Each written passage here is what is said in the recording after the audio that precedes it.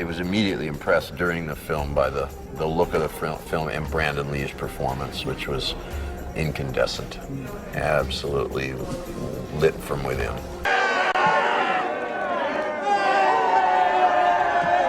I felt that the villains in the first movie were really spectacular, particularly Michael Wincott. Really, a movie like this, a genre movie, whether it be Batman or The Crow or Superman or anything like that, they're only as good as their villains.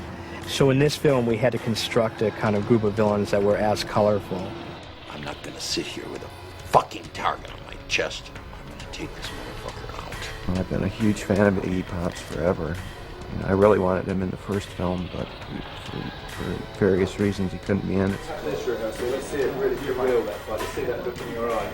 I've known Iggy for about 10 years, and he was like, for me, was like, and I know for Alex McDowell, just like a teen idol as such, you know. He was just like, he was the grandfather of punk, which was the music we all grew up on. I've seen Iggy in concert like 15 times, and I really liked, you know, all the kind of neo-ballet things that he did, and just the pure energy that he brought to everything. There was a wildness to his music, which I don't hear these days. Even when people tell me it is, I don't believe it. So I thought if we could get him into the movie, that would be a great thing. I laced some references, some not-so-veiled references to some of his songs in the description, in the narration of the script.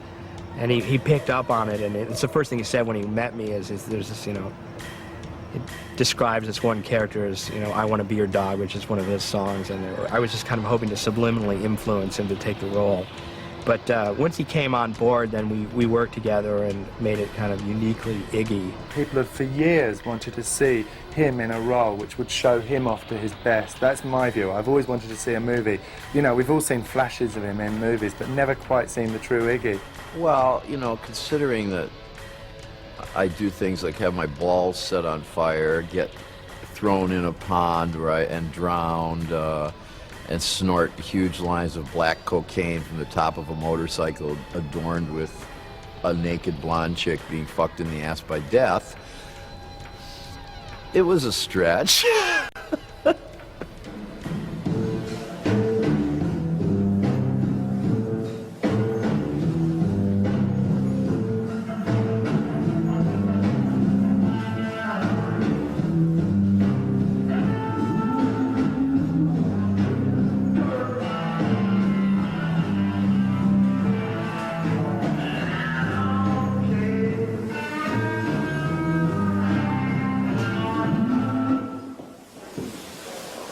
Cut!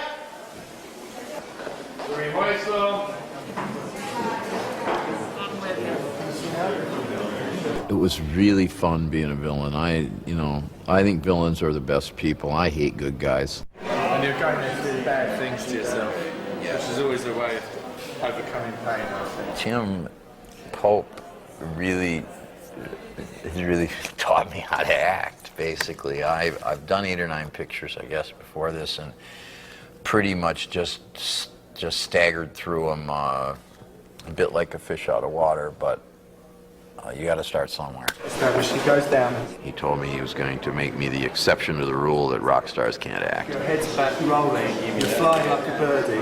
Well, I wondered then if you could just like fly, just like, oh, do you know what I mean? Sure. Okay, you're flying like a birdie. Marking 3, mark. And play back. I think a lot of people assumed that in making the sequel we would introduce a kinder, gentler Crow, and that there would be Crow Happy Meals and McDonald's and stuff like that. And basically, Tim and I both conspired to make this leaner, meaner Crow, and Tim just said there's no way in hell that this Crow is going to be kinder and gentler, and so Tim is totally pervert.